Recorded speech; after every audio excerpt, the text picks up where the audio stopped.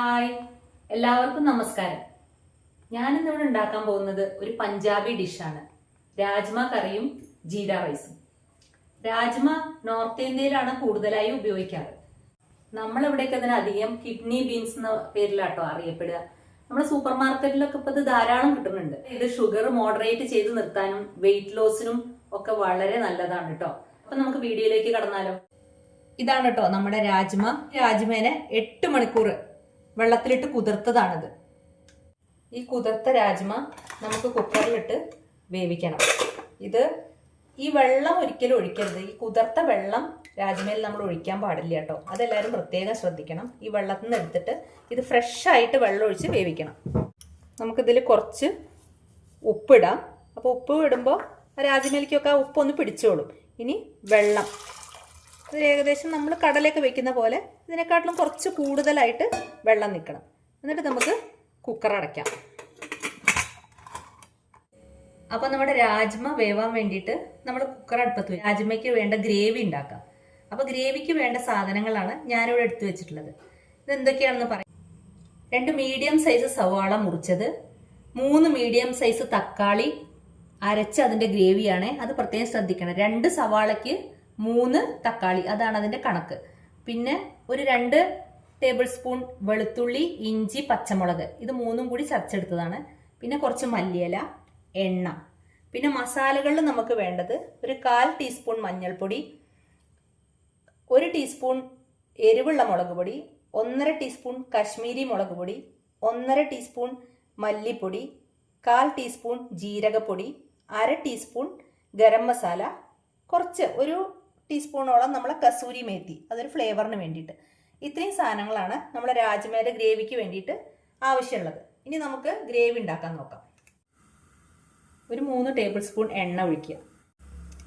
ഇതിലേക്ക് നമ്മൾ മുറിച്ച് വെച്ച സവാള അല്ലേ, അത് നമുക്ക് എണ്ണയിലോട്ട് ഇടാം.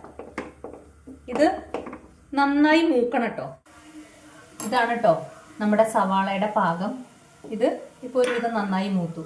ഇനി നമുക്ക് ഇതിനെ ഈ എണ്ണയിൽ നിന്ന് കോരിയെടുക്കാം. ഇത് നമ്മൾ കോരി മാറ്റിയ സവാള, ഇത് നമുക്ക് മാറ്റി വയ്ക്കാം. ഇനി ഇതിൽ എണ്ണ ബാക്കിയുണ്ടല്ലോ, ഈ എണ്ണയിലോട്ട് നമുക്ക് ഒരു 1/2 ടീസ്പൂൺ ജീരകം, ഒരു 2 ഏലക്കായ, ഒരു കഷ്ണം പട്ട, പിന്നെ ഒരു 2 ബേ. ഇതൊന്നും മൂത്ത് കഴിഞ്ഞാൽ നമ്മൾ ചതച്ച് വെച്ച വെളുത്തുള്ളി, ഇഞ്ചി, പച്ചമുളകും അതിനെ ഇതിലിട്ട് നന്നായി ഒന്ന് മൂപ്പിക്കുക. ഇനി നമുക്കിതിൽ മസാലകൾ ഇടാം.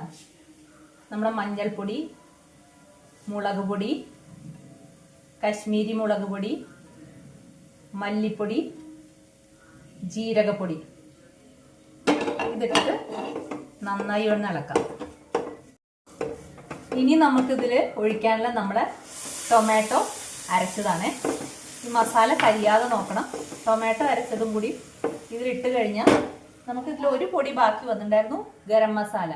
അത് കരിയണ്ടെന്ന് വിചാരിച്ച് ഞാൻ ഇടാതിരുന്നതാണ്.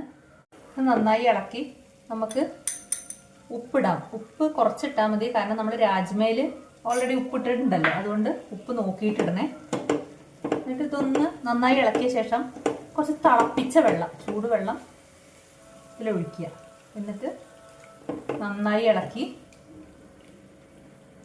എന്നിട്ട് നമുക്കൊന്ന് അടച്ചു വെക്കാം. ഒന്ന് അടച്ചിരുന്നിട്ട് വേവട്ടെ. തക്കാളിയും മസാലയൊക്കെ വേവണ സമയം കൊണ്ട് അതിൻ്റെ ഇടയിൽ നമുക്ക് നമ്മുടെ കുക്കർ തുറന്ന് നോക്കാം. രാജ്മ വേവിക്കാൻ വേണ്ടി വെച്ചിട്ടുണ്ടായിരുന്നല്ലോ, അത് ഞാൻ 5 വിസിലാണ് കേട്ടോ അടിച്ചത് രാജ്മയ്ക്ക്. ഇതാ വേണ്ടോ, നന്നായി വെന്തിട്ടുണ്ട്. ഇത് പിന്നെ ഒരു കാര്യം ഞാൻ ആദ്യം പറയാൻ വിട്ടത്, ഇത് 1 കപ്പ് രാജ്മയുടെ അളവാട്ടോ ഈ പറയുന്നതൊക്കെ. ഈ ഉള്ളി നമ്മൾ വറുത്ത് വെച്ചതില്ലേ, അത് നമുക്കൊന്ന് അരയ്ക്കണം കേട്ടോ. അത് അരച്ചിട്ടാണ് നമ്മൾ ഗ്രേവിയിൽ ഒഴിക്കാനുള്ളത്. അപ്പോൾ അതും കൂടി ഞാൻ അരച്ചു കൊണ്ടുവരാം. നമ്മുടെ മസാലയുടെ അടപ്പ് തുറന്നു കേട്ടോ. ഉള്ളി അരച്ചതാണത്, ആ മൂപ്പിച്ച ഉള്ളി അരച്ചത്. ഇത് ഇതിലോട്ടിടാം. ഇത് നന്നായി മിക്സ് ചെയ്യാം. ഇതാ ഉള്ളിയും നമ്മളെല്ലാ മസാലയും റെഡി ആയിട്ടുണ്ട്. ഇനി നമ്മളെ ബാക്കിയുള്ള രാജ്മ ഈ ഗ്രേവിയോട് കൂടി ഇതിലേക്ക് ഒഴിക്കാം. നമുക്ക് ഇതിലോട്ട് നമ്മൾ 1 ടേബിൾ സ്പൂൺ കസൂരി മേത്തി മാറ്റി വെച്ചിട്ടുണ്ടായിരുന്നല്ലോ, അതും കൂടി നമ്മൾ ഇതിലോട്ട് ഇട്ടു.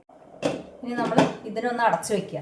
എന്നിട്ട് ഇതൊരു 7 മിനിറ്റ് മീഡിയം ഗ്യാസിലിട്ടിട്ട് കുറച്ച് നേരം അവിടെ കിടന്നൊന്ന് തിളക്കട്ടെ. അപ്പോഴേ നമ്മളെ രാജ്മയ്ക്ക് ഈ മസാല എല്ലാം ഒന്ന് പിടിച്ച് അതൊന്ന് റെഡി ആയി വരുള്ളൂ. നമുക്ക് ആ സമയം കൊണ്ട് നമുക്ക് നമ്മുടെ ജീര റൈസും കൂടി ഉണ്ടാക്കിയാലോ കൂടെ. ജീര റൈസ് ഉണ്ടാക്കാൻ സിമ്പിളാട്ടോ. നമ്മളെ ബിരിയാണി റൈസ് എടുത്തിട്ട് അല്ലെങ്കിൽ ബാസ്മതി റൈസ് ഒഴിച്ചാലും മതി. ഇതിൽ നമ്മൾ സാധാരണ വെക്കുന്ന പോലെ 1 ഗ്ലാസ് എടുത്താൽ ആ 1 ഗ്ലാസ്സിന് 2 ഗ്ലാസ് വെള്ളം, അതാണ് ഇതിൻ്റെ കണക്ക്. കുക്കറിൽ വറ്റിച്ചതാണ്. ഇത് ഉപ്പിട്ടിട്ട് ഒന്നും വേണ്ട, വേറെ എണ്ണയും കാര്യമൊന്നും ഒഴിക്കേണ്ട, അങ്ങനെ വറ്റിച്ചെടുത്തു. പിന്നെ ഇതിൽ 1 ടേബിൾ സ്പൂൺ നെയ്യും 1 ടേബിൾ സ്പൂൺ എണ്ണ, പിന്നെ 1 ഗ്ലാസ് അരിക്ക് 1 ടേബിൾ സ്പൂൺ ജീരകം, അതാണ് കണക്ക്. ഇത്രയും സാധനങ്ങൾ മതി കേട്ടോ നമ്മളെ ജീര റൈസ് ഉണ്ടാക്കി. നമ്മളെ ജീര റൈസിന് വേണ്ടിയിട്ട് ഞാൻ ഇപ്പുറത്ത് നമ്മളുടെ രാജ്മീൻ തിളയ്ക്കുന്നുണ്ട് കേട്ടോ, രണ്ടും കൂടി കൂടാവാൻ വേണ്ടിയിട്ടാണ്. അപ്പം ഇനി അതിലോട്ട് നമ്മളെ എണ്ണ ഒഴിക്കാം. എണ്ണയും നെയ്യും കൂടി കൂട്ടിയത് ഒഴിച്ചു കൊടുക്കാം. ഈ എണ്ണ നന്നായി ചൂടായ നമുക്ക് ഈ ജീരകത്തിന് ഇതിലിടാം. ജീരകം ഇതിൽ കടന്ന് ഒന്നിങ്ങനെ ചെറുതായിട്ട് അറിയാലോ, ഒരു പൊട്ട് നമുക്ക് കണ്ടാൽ മനസ്സിലാവും. കളർ കുറേശ്ശെ ചേഞ്ച് ആയി തുടങ്ങും. അപ്പം നമ്മുടെ റൈസിന് ഇതിലേക്കിടാം. ഇത് ഉപ്പൊന്നും ഇടേണ്ട ആവശ്യമില്ല, കാരണം നമ്മൾ ഉപ്പിട്ട് വേവിച്ചതാണ്. ഇതാ നമ്മുടെ ജീര റൈസ് റെഡി ആയി കഴിഞ്ഞു. ഇത്ര പണിയേ ഉള്ളൂ.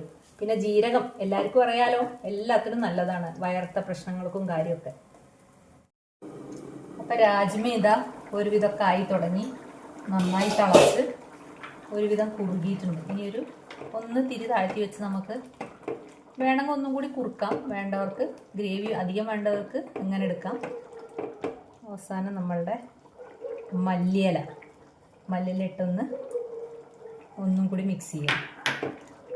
അപ്പം നമ്മുടെ രാജ്മയും ജീര റൈസും രണ്ടും റെഡിയായി കഴിഞ്ഞു. അപ്പം ഇതാ നമ്മുടെ ജീര റൈസും രാജ്മ കറിയും റെഡിയായി കഴിഞ്ഞു കേട്ടോ. ഓ, എന്തൊരു ഭംഗിയല്ലേ കാണാൻ.